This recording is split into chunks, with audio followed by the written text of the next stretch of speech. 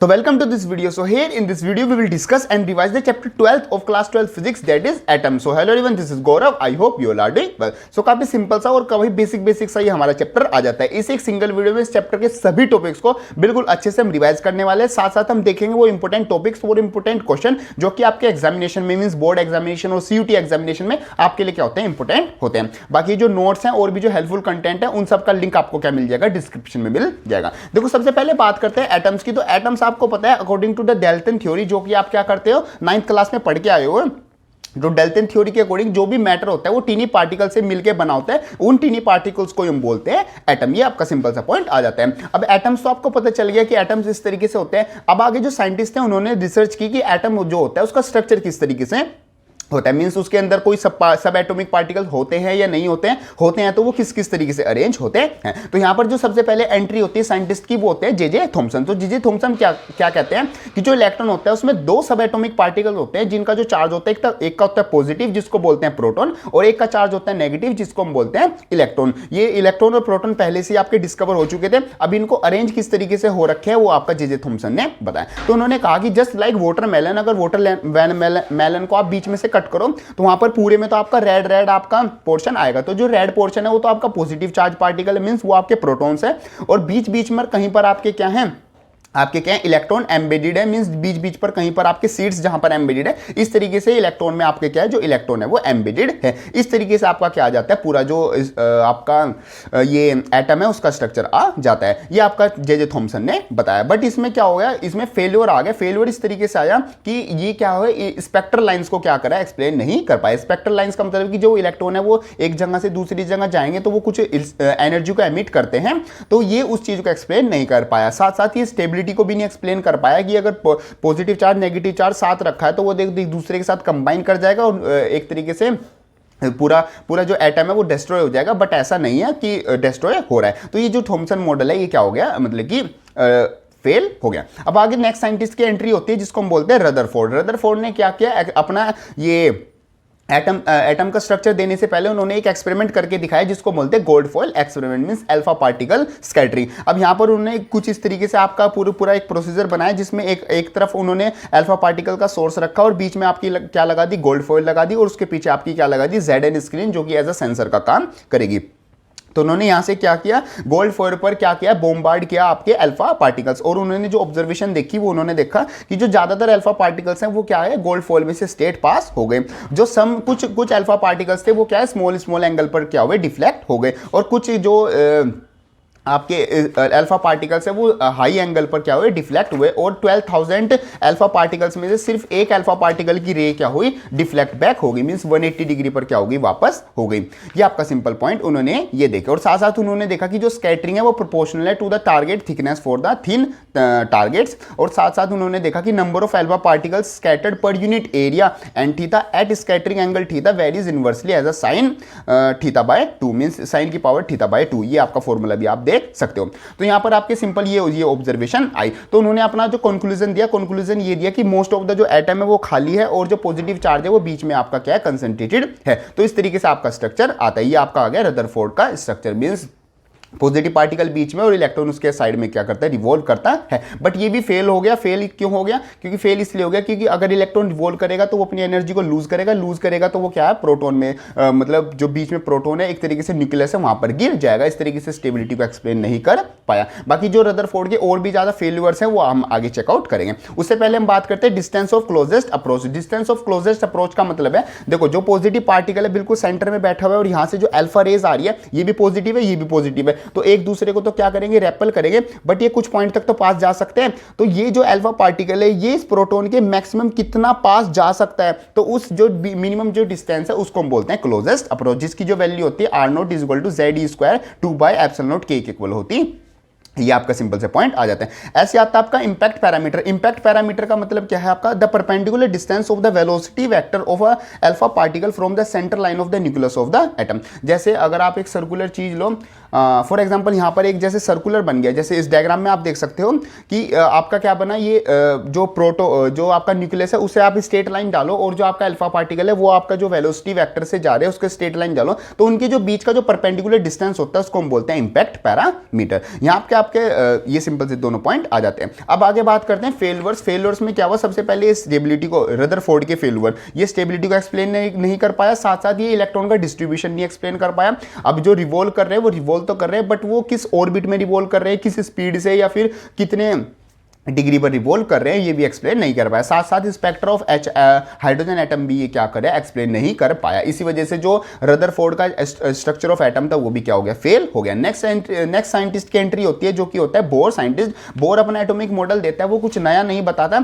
जो रदरफोर्ड है उसको स्टडी करके बताता है, उसमें थोड़े चेंजेस करता है। वो अपने तीन पोस्टुलेट देता है। सबसे पहले बोलते हैं कि जो इलेक्ट्रॉन है वो क्या होते हैं, फिक्स्ड ऑर्बिट में क्या करते हैं, रिवॉल्व करते हैं, और जो प्रोटॉन है वो बिल्कुल सेंटर में, जो कि जहां पर न्यूक्लियस पार्ट आता है। जो इलेक्ट्रॉन है वो एक अलग फिक्स ऑर्बिट में रिवॉल्व करते हैं। सेकंड वो कहता है कि electron revolve only in those orbit for which the angular momentum is the integral multiple of h/2π, means h/2π का इंटीग्रल मल्टीपल के जो भी ऑर्बिट्स होंगे उनमें ही इलेक्ट्रॉन क्या करेंगे, रिवॉल्व करेंगे। मींस हर एक इलेक्ट्रॉन का क्या होगा, एक फिक्स ऑर्बिट होगा। जो लो एनर्जी के होंगे वो सिंपल 1 2 3 वाले में करेंगे, जो हायर एनर्जी के होंगे वो ऐसे दूर दूर जाते रहेंगे।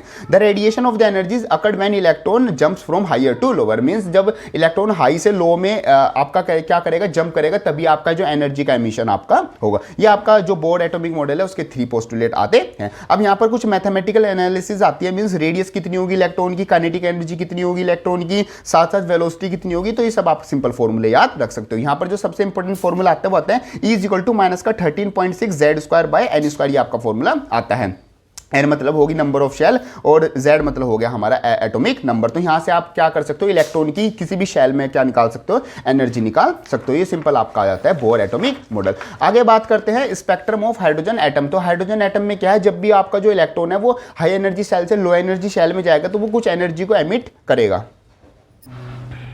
सो नेक्स्ट आपका टॉपिक आ जाता है स्पेक्ट्रम ऑफ हाइड्रोजन एटम। तो हाइड्रोजन एटम में क्या है, जब भी आप जो आपका इलेक्ट्रॉन है मींस वो हाई एनर्जी से लोअर एनर्जी में जाएगा तो वहां पर आपको क्या करेगा, कुछ एनर्जी को एमिट करेगा। तो एनर्जी को जो एमिट करेगा उसकी वजह से क्या आ जाती है, स्पेक्ट्रम लाइन आ जाती है, जो कि किस तरीके से होती है, उनकी सीरीज होती है। ये सीरीज आपको ऑर्डर वाइज ही याद होनी चाहिए। जैसे सिंपल है लाइमन, बामन, पार्शेट, ब्रैकेट, प्यूफंड, ये आपकी क्या आ जाती है, 5 सीरीज आ जाती है। इसमें जो रीजन होगा, जो लाइमन का होता है वो अल्ट्रावायलेट होता है, बामर का विजिबल होता है, पार्शन का इंफ्रारेड और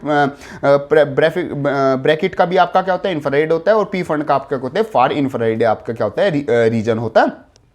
अब यहां पर आपको क्या करनी है, n की वैल्यूज याद करनी है कि जो लाइमन के लिए जो n इनिशियल की वैल्यू होगी वो 1 होगी और फाइनल की वैल्यू 2 3 मींस उससे आगे चलती जाएंगी। ऐसी बामर के लिए स्टार्टिंग वैल्यू 2 होगी और जो फाइनल वैल्यू है वो 2 से लेके 3 4 5 6 आगे आगे तक चलती जाएंगी। ये आपका क्या जाता है, ये आपका स्पेक्ट्रम ऑफ हाइड्रोजन एटम आ जाता है। अब इसको फॉर्मूला मतलब कि इसको क्वेश्चन किस तरीके से आएगा, तो वो आपको बोलेगा कि बामर सीरीज में आपको क्या निकालनी है, शॉर्टेस्ट वेवलेंथ या फिर हाईएस्ट फ्रीक्वेंसी, इस तरीके से आपको निकालनी है। तो जैसे आपका फॉर्मूला होता है wave number is equal to 1/λ is equal to r bracket 1/ni का स्क्वायर माइनस 1/n फाइनल का स्क्वायर, ये आपका फॉर्मूला आ जाता है। तो उसमें आपको क्या है, अगर वो आपको बामर सीरीज के लिए बोल रहा है निकालने के लिए वेव, तो वेव नंबर या फिर वेवलेंथ, तो आपको क्या करना है, ni की वैल्यू बामर सीरीज में कितनी है 2 और फाइनल वैल्यू वो आपको 3 4 जितनी भी वो देगा तो आपको वैल्यू रखनी है। तो ये फॉर्मूला यूज करके आप क्या निकाल सकते हो, spectrum of hydrogen atom, means उसकी हेल्प से आप वेवलेंथ या फिर वेव नंबर ये सब कुछ निकाल सकते हो। ये आपका सिंपल सा फॉर्मूला आ जाता है। अब आगे बात करते हैं एक्साइटेशन। एक्साइटेशन का मतलब होता है द प्रोसेस ऑफ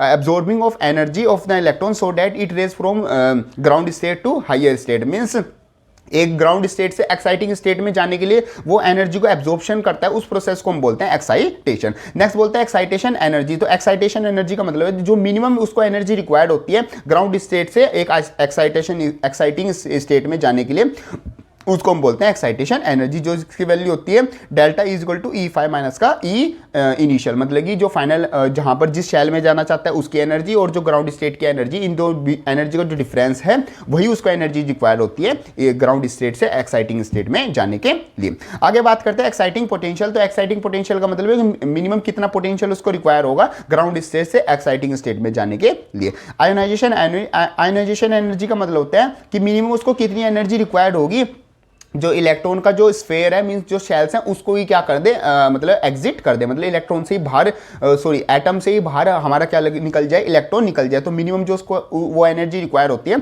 उसको हम बोलते हैं आयोनाइजेशन एनर्जी। आगे बात करते हैं ड्रॉबैक्स ऑफ बोर मॉडल। तो बोर मॉडल भी मतलब क्या हुआ आपका कंफर्म नहीं हुआ, 9th क्लास में तो आपको बता दिया जाता है कि बोर मॉडल ही आपका क्या है भगवान है, मतलब यही आपका फिक्स है, बट ऐसा नहीं है। बोर मॉडल के बाद भी आपके क्वांटम मॉडल्स आए जो कि आपको क्या अच्छे से एक्सप्लेन कराते हैं कि जो किस तरीके से आपका एटम स्टडी करता है। तो बोर्ड मॉडल के जो बेसिकली जो ड्रॉबैक्स रहे जो आपके एग्जामिनेशन में पूछे जाते हैं वो आपके आते हैं, not explain the spectrum of atom having more than 1 electron, means जिसके वन से ज्यादा इलेक्ट्रॉन है किसी एटम में, तो उसमें जो स्पेक्ट्रल लाइंस आई उनको एक्सप्लेन नहीं कर पा रहा था आपका बोर का मॉडल। साथ साथ distribution of electron in each shell, देखो शेल में तो उसने बता दिया था KLM में 2n² के फॉर्मूले से कि K में 2 आएंगे, L में आपके 8 इलेक्ट्रॉन आएंगे, फिर 18 आएंगे, फिर 32 आएंगे, ये तो उन्होंने बता दिया था। बट शेल के अंदर आपके जो SPDF जो ब्लॉक बन रहे थे उसमें आपका इलेक्ट्रॉन का डिस्ट्रीब्यूशन होगा वो किस तरीके से होगा वो एक्सप्लेन नहीं कर पाया।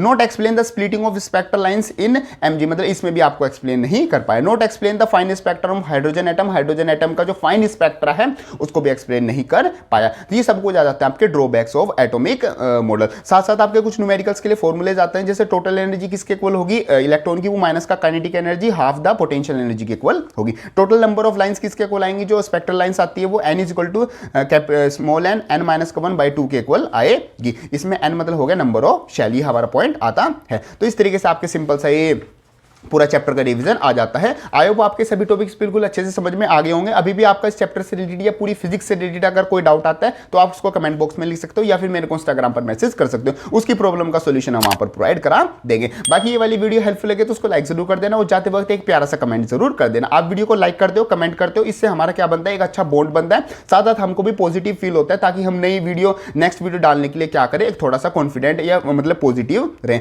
बाकी तो आप वीडियो देखो और आपकी चीजें समझ में आ जाए और आपका एग्जाम अच्छा हो जाए तो हमारे लिए सबसे खुशी की बात यही होती है। बाकी वीडियो को हेल्पफुल लगे तो लाइक जरूर कर देना और एक प्यारा सा कमेंट जरूर कर देना। नेक्स्ट वीडियो के लिए चैनल को सब्सक्राइब करके नोटिफिकेशन बेल को ऑन कर लेना। मिलते हैं अपनी नेक्स्ट वीडियो में, तब तक के लिए थैंक यू।